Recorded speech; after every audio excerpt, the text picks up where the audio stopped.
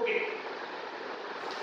phase 1 first question, 4x raised to minus 1/4।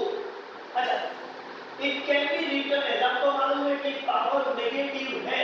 अच्छा, उसको मैं ऐसे भी लिख सकता हूँ वर्टिकल ट्रांसफर, तो 4 डिवाइड बाय x और नेगेटिव पावर हो जाएगी पॉजिटिव रेज टू 1/4।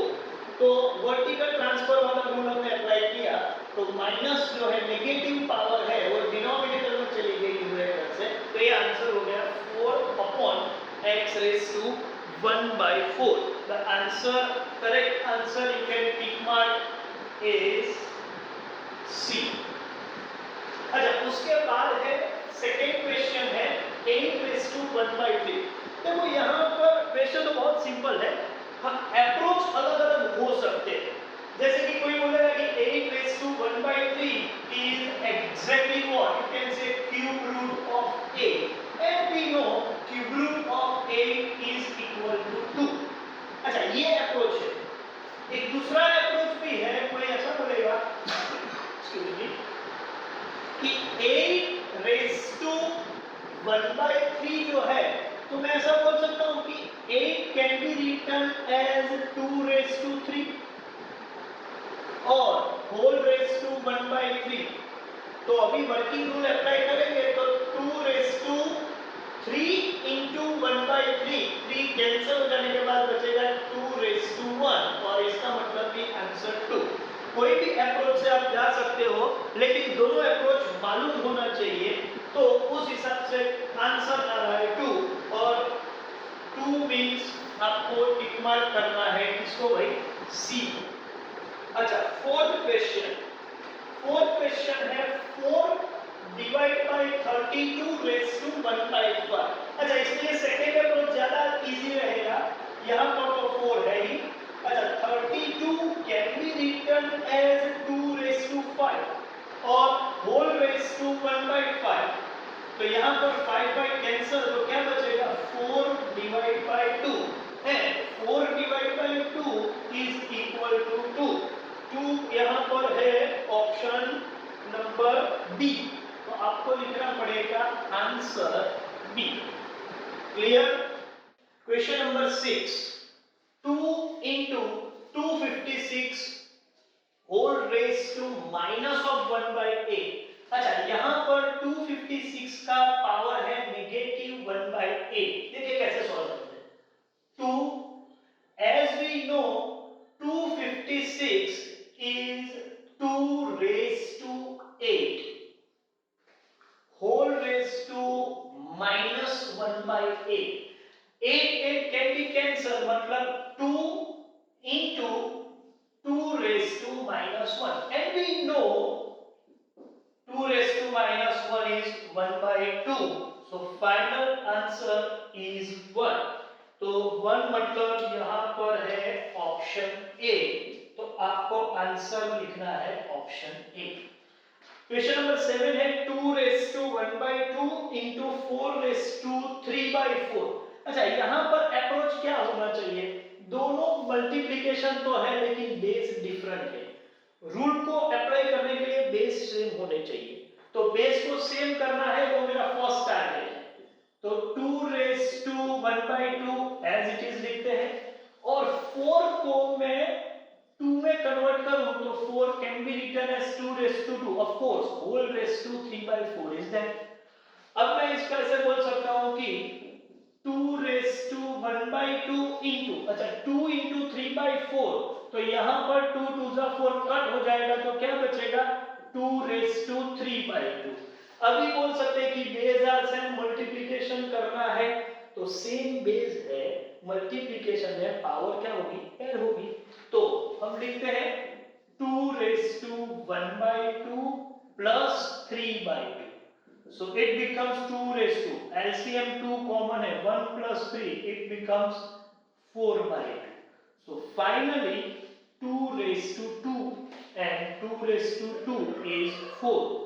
अच्छा, 2 raised to 2 4 है, आपको पूछा है कि इसका आंसर क्या है, तो आप बोलोगे कि it is positive integer option B. तो आंसर है positive integer. 10th question 3 raised to 3 whole raised to 2 into 4 raised to 2 whole raised to 3 into 5 raised to 3 whole raised to 2 whole divided by 3 raised to 2 whole raised to 3 into 4 raised to 3 whole raised to 2 into 5 raised to 2 whole raised to 3। चलो मैं इसको solve करता हूं। पहले numerator लिखते हैं। तो 3 into 2 मतलब 3 raised to 6, यहां पर भी 4 raised to 6 और यहां पर आएगा 5 raised to 6। ध्यान से देखो डिनोमिनेटर में भी वही चीज है, 3 raised to 6 into 4 raised to 6 into 5 raised to 6। ये सब कट हो जाएंगे, कैंसिल हो जाएंगे, न्यूमरेटर डिनोमिनेटर सेम है, आंसर बचेगा 1। अच्छा 1 मींस कौन सा ऑप्शन है वो देख लेते हैं। तो आंसर है डी, आपको मार्क करना है D. Okay, look at question number 13। 16x raised to minus 3 y square into 8 raised to minus 1 x cube into y raised to minus 2। अच्छा, इसको सॉल्व करने की एक सिंपल टेक्निक ये है कि जो एक जैसे दिखते हैं वो साथ में लिख लेते हैं, और मल्टीप्लिकेशन है, ऑर्डर का कोई इंपॉर्टेंस नहीं है, कोई भी ऑर्डर में लिख सकते हैं। तो पहले लेते हैं 16 into 8 raised to minus 1, ये एक पेयर हो गई। उसको मल्टीप्लाई करेंगे दूसरी x raised to minus 3 into x raised to 3, और तीसरी पेयर हम लेंगे y raised to 2 into y raised to minus 2। तो एक साथ एक जैसे दिखने वाले सभी को हमने साथ में लिख दिया। अब एक काम करते हैं, इसको मैं लिखूं तो 16 into 8 raised to minus 1 can be written as 1/8 plus, sorry, multiplication x raised to minus 3, एक बेस आर सेम, पावर को ऐड करेंगे तो ये हो जाएगा x raised to minus 3 plus 3। ऐसे ही y के लिए हम लिखेंगे तो y raised to 2 minus 2। अच्छा, 8 2 जा 16, तो यहां बचेगा 2 into x raised to 0 into y raised to 0। As we know, any base power 0 का मतलब होता है 1, so 2 into 1 into 1, final answer आएगा 2। 2 कौन सा है आपका क्वेश्चन नंबर 13 में? 2 आंसर सी है, तो आपको टिक मार्क करना है सी। चलिए दूसरा एक क्वेश्चन देखते हैं, question number 15। x raised to a minus b into x raised to b minus c into x raised to c minus a। अच्छा, बेस तो सेम ही है, x x x, मल्टीप्लिकेशन है, सिंपल टास्क हो गया। आपको करना क्या है, when base are same powers to be added in case of multiplication, that means x raised to a minus b plus b minus c plus c minus a। अच्छा, अभी ध्यान से देखें तो positive a negative a cancel हो गए, minus b plus b minus c plus c सब add करेंगे, जीरो आ रहा है, so x raise to 0 and we know any base power 0, answer 1।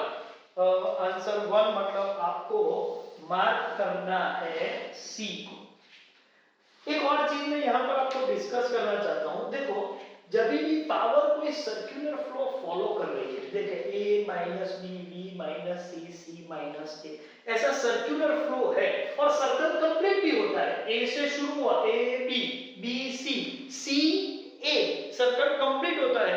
ऐसे केस में मेजॉरिटी समझ के चलो, आंसर हमेशा 1 आएगा, क्योंकि पावर का टोटल 0 होने वाला है। लेकिन हम वेरीफाई करने के बाद ही आंसर लिखेंगे, लेकिन हम याद रखेंगे कि ऐसा होता है, तो थोड़ा थोड़ा क्या आपके दिमाग में रहे कि ये अप्रोच सही है। चलिए देखते हैं, 16 को 15 का ही एक्सटेंशन है। देखो, x के बजाय y है, y raised to a minus b into y raised to b minus c into y raised to c minus a।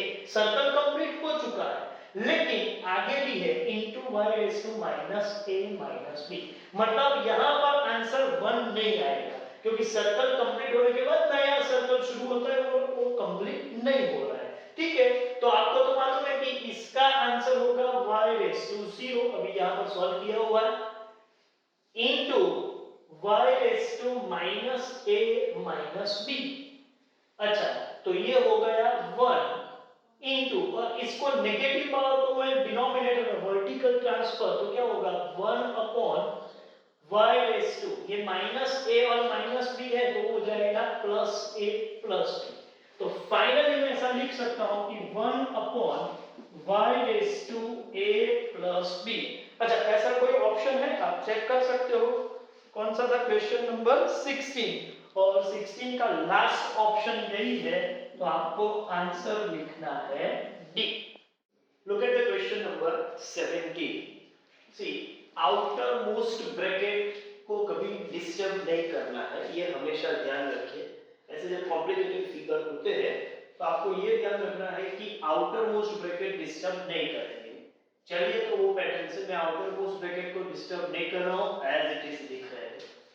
पहले न्यूमरेटर की बात करते हैं, तो ये है x plus y raise to 2/3, और इसका ही डिनोमिनेटर भी है x प्लस वाई का square root into x minus y raise to 3/2, इसको हमने लिख दिया, और ये जो ब्रैकेट है और उसका स्क्वायर रूट भी है, तो मैं इस तरह से लिख सकता हूं x minus y raise to 3/2। तो ध्यान से देखें तो ये दोनों एक ही चीज है, तो मैं इसको कैंसिल कर सकता हूं। Now what I am left with x plus y raise to 2/3 upon x plus y raise to 1/2 and whole raise to 6। अब ये जो पावर 6 है उसको मैं ब्रैकेट में ट्रांसफर करूं तो डिवीजन है, तो 6 पावर दोनों में स्प्लिट हो जाएगा, तो मैं ऐसा लिख सकता हूं x plus y raise to 2/3 इंटू 6 upon x plus y raise to 1/2 इंटू 6, and this can further be written as 3 2s are 6, तो ये न्यूमरेटर पार्ट बनेगा x plus y raise to 4, और डिनोमिनेटर पार्ट होगा x plus y raise to 3। As we know, again base are same, power to be subtracted, so x plus y whole raised to 4 minus 3. So final answer is x plus y raised to 1, that means x plus y। कौन सा option है ये, x plus y, ये option है option C. So final answer is C। Okay, question number 20, little difficult, just you need to concentrate। Okay, the procedure of solving the question will be the same as it was in the 17th question।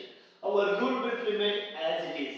See, outer most bracket को हमें disturb नहीं करना है। Okay, तो मैं वही bracket फिर से लिख रहा हूं और उसको मैं बिल्कुल भी डिस्टर्ब नहीं कर रहा हूं, ठीक है।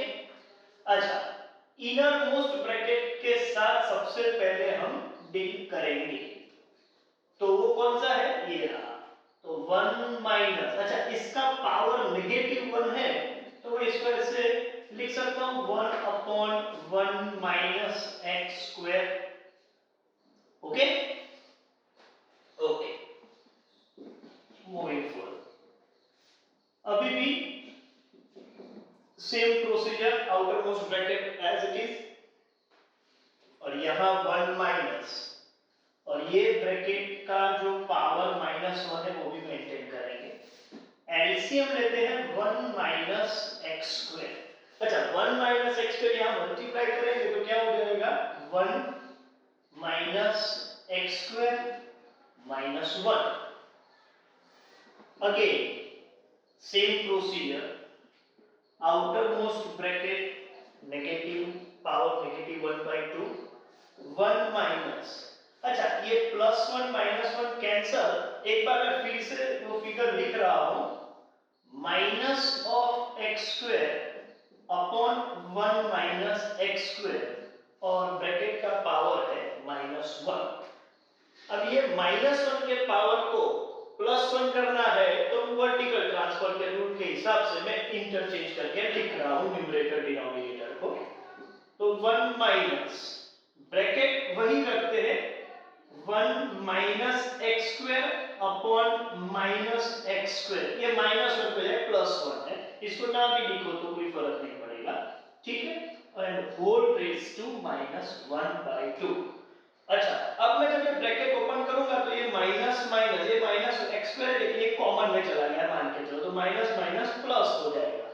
तो अब इसको मैं आगे ऐसे लिख सकता हूं, ध्यान से देखिएगा, ब्रैकेट जो है उसको अभी हम डिस्टर्ब नहीं कर रहे हैं, whole raise to -1/2, minus minus plus होगा तो 1 प्लस न्यूमरेटर है 1 माइनस एक्स स्क्वायर और डिनोमिनेटर है एक्स स्क्वायर, ये नेगेटिव था वो 1 माइनस माइनस प्लस हो गया, कॉमन में चला गया। अच्छा, अब यहां फिर से मुझे एलसीएम लेना पड़ेगा, तो हम ले रहे हैं एलसीएम एक्स स्क्वायर का, of course whole raise to -1/2, x square into 1 is x square plus 1 minus x square. Okay, तो अब मैं ऐसे लिख सकता हूं कि plus x square minus x square cancel हो जाने के बाद 1 upon x square whole raise to -1/2। तो इसका ये मतलब हुआ कि ये नेगेटिव साइन पावर की रिमूव करनी है, तो एक काम करते हैं, वर्टिकल ट्रांसफर ये हो जाएगा x square upon 1 raise to +1/2। अच्छा, ये डिनोमिनेटर में 1 है, उसको कंटिन्यू करने की तो वैसे भी कोई जरूरत नहीं है, तो एक काम करते हैं x स्क्वायर इंटू 1/2, तो फाइनल आंसर होगा x। x फाइनल आंसर है, तो क्वेश्चन नंबर 20 कौन सा ऑप्शन है भी? x आंसर है ए। ठीक, फेज 1 का एक और क्वेश्चन लेते हैं, क्वेश्चन नंबर 21। आप क्वेश्चन को ध्यान से देख लीजिए, ये जो क्वेश्चन उसका पूरा एक्सप्रेशन का whole power 1 raise to n+1 है और ब्रैकेट में x रेज टू n और उसका भी पावर n-1/n है। अच्छा, इसको सॉल्व करना वही टेक्निक फिर से अप्लाई करेंगे, आउटर मोस्ट ब्रैकेट को बिल्कुल भी डिस्टर्ब नहीं करेंगे, 1/n+1। अच्छा, इनर मोस्ट ब्रैकेट में तो x रेज टू n ही है, उसको कुछ ज्यादा चेंज नहीं कर सकते, लेकिन या n-1/n में सपोज मैं n एलसीएम ले लूं तो n इंटू n क्या हो जाएगा, n स्क्वायर -1। एक और भी एक स्टेप आगे लेते हैं, x raise to n, of course यहां पर 1/n+1 हम लिख के रखते हैं, n स्क्वायर -1 को मैं फैक्टर निकालूं तो क्या हो जाएगा, n-1 n+1 whole divide by n, और ये n+1 और ब्रैकेट के बाहर पावर n+1/n+1 के साथ हम मैच करेंगे तो ये कैंसिल हो जाएगा।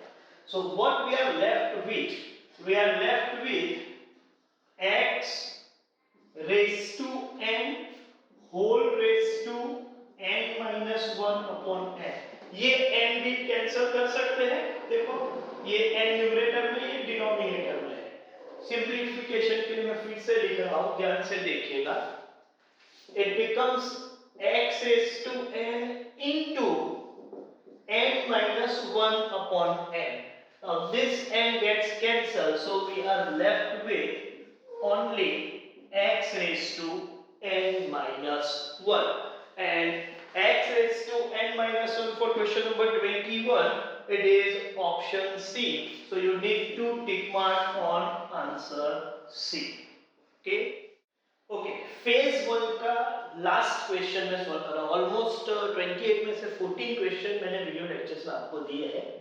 अच्छा, ये थोड़ा टिपिकल है, क्वेश्चन पहले ध्यान से समझ लो, which is smaller, fourth root of 6 और cube root of 4। Now fourth root of 6 with the help of calculator, yes, it can be obtained, and cube root of 4 is is little difficult. You need to apply particular calculation technique on calculator, but it is very lengthy technique. And it is just cube root, sometimes 12th root, here 8th root, it may be anything.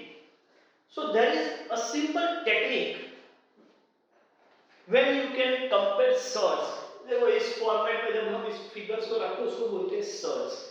Surds के comparison का एक special technique है और इसके लिए आपको actual value निकालने की जरूरत नहीं है.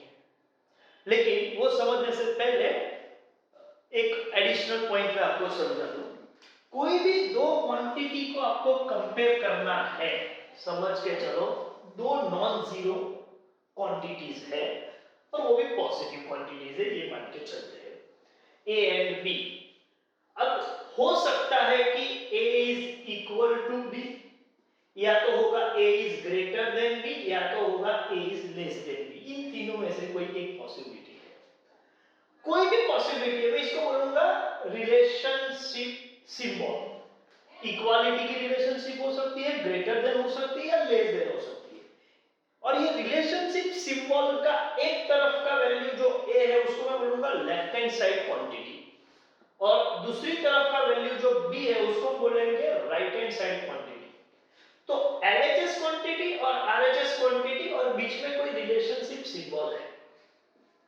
अब रूल ये है कि LHS क्वांटिटी और RHS क्वांटिटी में दोनों साइड, मतलब रिलेशनशिप सिंबल की दोनों साइड पे आप सेम चेंजेस करते हो तो रिलेशन डिस्टर्ब नहीं होगा. मतलब इक्वालिटी है तो इक्वालिटी रहेगी, ग्रेटर देन है तो ग्रेटर रहेगा, लेस देन है तो लेस देन रहेगा. हाँ, लेकिन मैंने बोल दिया it is non zero quantity and that is non negative. So only positive quantity के लिए मैं बात कर रहा हूं, ये मान के चलो. सो ऐसे फॉर एग्जांपल यहां मैं 2 से मल्टीप्लाई करूं और यहां भी 2 से मल्टीप्लाई करूं तो a is equal to b, then 2a will be equal to 2b. Suppose a is greater than b, then 2a will be greater than 2b. Suppose a is less than b, then 2a will be less than 2b. आपने यहां पर 2 से multiply नहीं किया लेकिन -2 किया है और यहां भी -2 आप कर रहे हो तो रिलेशन सेम रहेगा. मतलब दोनों साइड पे जो चेंजेस कर रहे हो वो सेम होना चाहिए. सपोज मैं यहाँ a का स्क्वायर कर रहा हूँ तो b का भी मैं स्क्वायर ही करूंगा तो रिलेशनशिप वही रहेगा. मतलब RHS क्वांटिटी और LHS क्वांटिटी में जो चेंजेस करेंगे वो सेम रहेंगे तो सिंबल डिस्टर्ब नहीं होगा. ठीक है. अच्छा, ये एक लॉजिक को ध्यान में लेके, हाँ इसमें एक्सेप्शन है कि मैं नेगेटिव वैल्यू से मल्टीप्लाई करूं तो ग्रेटर देन का लेस देन रहेगा, लेस देन का ग्रेटर देन हो जाएगा. लेकिन हम ये नहीं मानते कि हम किसी नेगेटिव वैल्यू से मल्टीप्लिकेशन कर रहे हैं. ठीक है, ये सिर्फ एक कॉन्सेप्ट एक्सप्लेन करने के लिए मैंने बताया. तो रूल के हिसाब से दोनों साइड की क्वांटिटी मान के चलो, ये एक क्वांटिटी है लेफ्ट हैंड साइड की और ये है RHS क्वांटिटी. अब ये दोनों के बीच कौन सा रिलेशन है, इक्वालिटी है, लेस देन है या ग्रेटर देन है, वो मुझे नहीं मालूम. अच्छा, लेकिन मैं कौन सी रिलेशनशिप है उसको अभी मैं देखता ही नहीं, कुछ ना कुछ तो होने वाला है, लेकिन मैं इसको आगे ले जाता हूं. कैसे, इसको सॉल्यूशन आप ध्यान से देखें in reference of previous situation. LHS और RHS क्वांटिटी. अच्छा, मैं इसको ऐसे लिख सकता हूं कि जो भी रिलेशन होगा वो रिलेशन सेम ही रहेगा. 6⁴ लिखे एंड 4⁻³ लिखे. सपोज यहाँ ग्रेटर देन होगा तो यहाँ भी ग्रेटर देन होगा, यहाँ लेस देन होगा तो यहाँ भी, मतलब जो भी रिलेशनशिप सिंबल है वो मेंटेन करेंगे. सिर्फ मैंने क्या किया है, अलग फॉर्म में इसको लिखा है. ये सर्ड फॉर्म था, ये इंडेक्स फॉर्म है और कोई चीज नहीं किया. अच्छा, अब मैं एक काम कर सकता हूं कि दोनों क्वांटिटी को LHS as well as RHS को किसी कॉमन पावर में, मतलब इसका मैं पावर, ये दोनों का पावर 2 कर दूं, इसका पावर 2 कर दूं, इसका भी पावर 2 करना पड़ेगा, इसका 7 कर दूं, उसका भी 7 कर, कौन सा पावर हो कुछ भी कर सकते हैं, लेकिन फेवरेबल लेंगे. कौन सा फेवरेबल, 4 और 3 दोनों का एलसीएम है 12. तो एक काम करते हैं, ये जो है 6⁴ की मैं पावर 12 लिख रहा हूं. तो सेम रिलेशन मेंटेन करने के लिए मुझे RHS पार्ट में भी 4⁻³ का भी पावर 12 ही लिखना पड़ेगा. अच्छा, इसका मतलब ये होगा कि 4 3 12, इसको बोलूंगा 6⁻³ and 3 4s are 12, so 4 raised to 4. अच्छा, आप ये जो रिलेशन है वही यहां पर रहने वाला है। आप इसका तो आंसर निकाल सकते हो। इसका आंसर है 6 raised to 3, you must be knowing 216, and 4 raised to 4 is 256. अच्छा, you know 216 is less than 256, ये लेस देन है तो ये भी लेस देन ही होना चाहिए, क्योंकि दोनों साइड सेम चेंजेस किए हैं, तो ये भी लेस देन होना चाहिए, ये भी लेस देन होना चाहिए, ये भी लेस देन होना चाहिए। पूरा प्रोसीजर हम इस तरीके से करेंगे।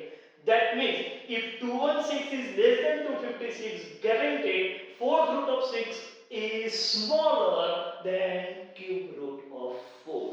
So which is smaller? The answer is fourth root of 6. That answer is given in option A. So you must tick mark answer A.